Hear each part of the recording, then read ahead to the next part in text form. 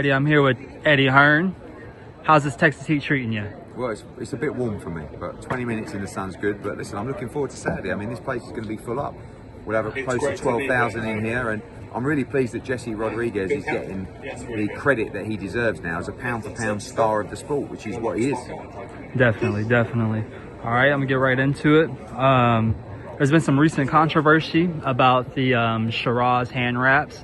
Edgar Berlanga's wife has been posting about it. Edgar Berlanga has been liking and reposting things about it.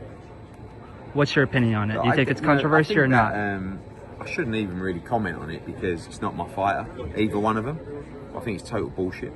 Gotcha. Like, you can't even take a piss without the New York State Athletic Commission holding your genitals and actually sitting on the toilet seat with you. Everything is watched like a hawk. They're probably the most strictest commission. Both teams watch the hand wraps. Both teams watch, and the inspector watch the glove going on. There's no opportunity to tamper with the hand wraps. And you've got people like Andy Lee, right, in Hamza Shiraz's corner, who's one of the most honest, like, huge integrity. Just give the guy his credit. Do you know what I mean? It's like, it's gonna get a bit embarrassing, and it's not even my fighter. So I'm giving my honest opinion, which is absolutely ridiculous. Just move on. You got beat. Come back stronger. For sure. Speaking on him not being your fighter, why couldn't y'all get a deal done? And do you think that he'll regret that after the loss, since his stock has taken? Well, he might regret it now, because I think the Shiraz fight was a strange choice. I mean, sometimes you're just chasing money, and you're not really thinking about. My job is to map out the path of a fighter's career.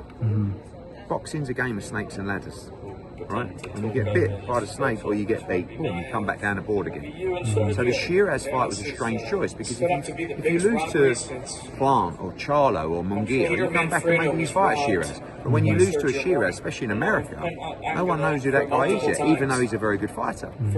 So they took the money, and I think that sometimes a fighter makes money and they just lose themselves a little bit, like all this jewelry and fur coats and King of New York and all this stuff. That's fine, as long as you can differentiate between the character and real life.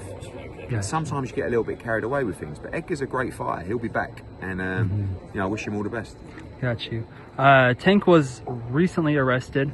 What are your thoughts on that? And you think it'll impact his career? Yeah, to be honest with you, I don't really know too much about it. Obviously, it doesn't sound great, but this is just a long kind of string of problems that he's encountered, and I don't know what the problem is. Is it just him, or is it not having the right people around you? Is it? I don't know, but like, he's ruining his career really, because he's a phenomenal fighter, but maybe the love's gone a little bit for the sport. I don't know. Like, I think some people live and breathe boxing, and some people make their money and kind of like it's just convenient for them. You got like people like Shakur Stevenson.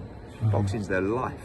Yeah, they live in the gym, right? Even when they finish training, they'll sit there for 5 hours. Crawford, he's the same. So you got to be in love with the sport, and I'm not sure that Tank is still in love with the sport. If there is no rematch with Roach, do you think we can see Shakur versus Tank? I think it's one of the best fights. I mean, look, Crawford against Canelo's a great fight, but they're two guys at the back end of their career. Tank and Shakur are in their absolute primes at the moment, and for me, what a fight that would be for American boxing. I mean, that's what we want to see. It would definitely be huge. Shakur and Conor Benn were recently on a podcast together. I don't know if you saw that.